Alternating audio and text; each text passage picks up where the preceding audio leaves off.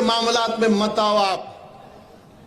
जो सही कर रहा है कर लें दो, मगर आप कबाब में हड्डी नहीं बनेंगे बल्कि पत्थर बनेंगे। अब आप बोलते लव जिहाद।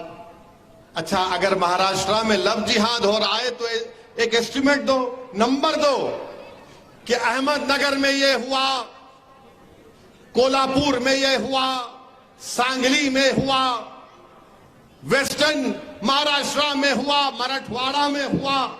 बताओ, कुछ नहीं है। नहीं, लव जिहाद हो रहा है। कहां हो रहा है, किधर हो रहा है? 50 जल्द से बीजेपी की सरकार ने महाराष्ट्र में करवाए, सिर्फ नफरत फैलाने के लिए, मुसलमानों को, इस्लाम को बदनाम करने के लिए। और मैं खड़े होकर जिम्मेदारी के साथ कह रहा हूं कि साजिश यही है कि पार्लियामेंट के इलेक्शन से पहले महाराष्ट्र में कोई फसाद करवाया जाए। कल अगर कोई संघी, आरएसएस या अंबेडकर का दुश्मन या मुसलमानों का दुश्मन या संविधान का दुश्मन लव जिहाद बोला तो बोलना रे चुप। अब सुनो, ये एक आदमी का नाम था आपटे, एक आदमी का नाम था मदनलाल पावा। आपटे कौन था, मदनलाल पावा कौन थे मालूम आपको? नहीं मालूम, पढ़ते नहीं ना, खाली ये बस खिलौना देखते रहते। नहीं नहीं नहीं नहीं, नहीं। कितने लाइक आए रे देख, कितने आए देख, मैं इंस्टाग्राम पे कितना देख। अरे क्या है, पढ़ो जरा। बहरहाल ये आपटे मदनलाल पावा गोडसे के साथ मिलकर महात्मा गांधी के कत्ल के मुजरिम हैं। इन्होंने महात्मा गांधी को कत्ल किया। तो ये जो आपटे हैं, इन्हों शादीशुदा थे, आपटे शादीशुदा थे, मगर चोंच मारने की बीमारी थी इनको। अब ओल्ड सिटी के हैदराबाद की जबान में बोलते मियां बुढ़ा हो गया, दीवारा कूदना छोड़ दे। तो मैं नहीं बोल सकता, मगर बोलते, मैं नहीं बोलता वो, उसमें भी बोलता हूं आपको। तो आपटे क्या थे, शादी कर लिए, मंगर रंगीले थे। तो आपटे क्या करे, एक क्रिश्चियन बच्ची थी, उसका नाम मनोरमा था, उससे इश्क में मुब्तला हो गए। शादीशुदा थे, उससे रंगरलियां मना रहे थे।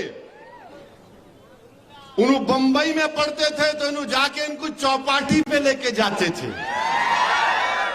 बैठ के पिक्चर देखते थे। बहुत बार, अब नहीं बोल सकता, 12 लंबी कहानी है उनकी। और इसको बोल के गए कि मैं दिल्ली जा रहा हूं, बोले नहीं कि गांधी को मारने जा रहा हूं, मैं दिल्ली जा रहा हूं, फिर बाद में आ तो अपन फिर मिलेंगे। दिल्ली गए और गांधी को मारने से पहले अपने मां बाप की पसंद की एक बच्ची को भी देख के आए कि इससे शादी करूंगा। उसको ले जाके साड़ी भी दिए। अब इसको क्या बोलते बोलो, शादीशुदा है और फिर आप एक से इश्क लड़ा रहे हैं, उसको भी धोखा, और जाके तीसरी को बोल रहा मैं तेरे से शादी करूंगा।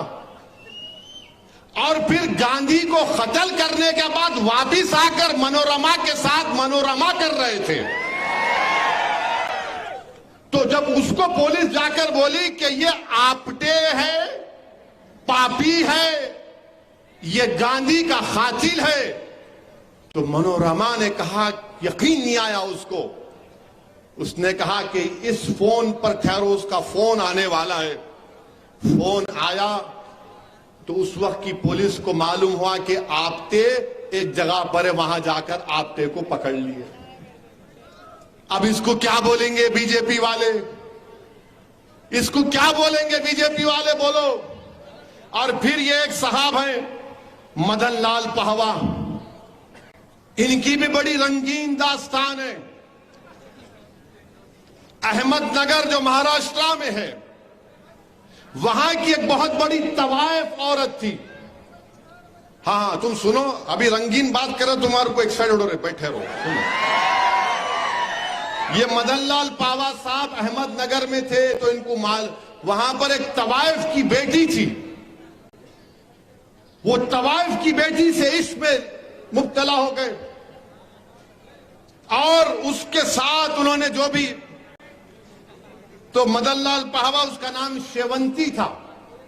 क्या नाम था उसका? शेवंती। ये मदनलाल पावा भी गांधी के कत्ल में मुलविस थे। ये रेफ्यूजी थे, पाकिस्तान उस वक्त के वहां से आए थे।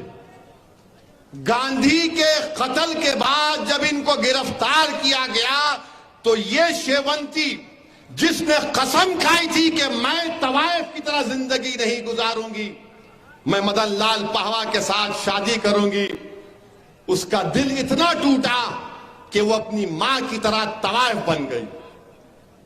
ये वो लोग हैं। अरे ये लोग धोखा देने वाले हैं, ये लोग गंदे लोग हैं। और 1988 में शेवंती की मौत हुई। अब आप बताओ, अच्छा ये मदनलाल पावा गांधी के कत्ल में सजा हुई, फांसी नहीं हुई थी, छूट गए। 64 में छूटे, तो 64 में छूट गए तो लैला के पास जाना ना, देखो मैं आ गया, नहीं गए, शादी कर लिए। इन्हों आके हमको आईना दिखा रहे, अरे तुम्हारी तारीख को जानता हूं मैं, तुम्हारा शिजरा खोल सकता हूं पूरा।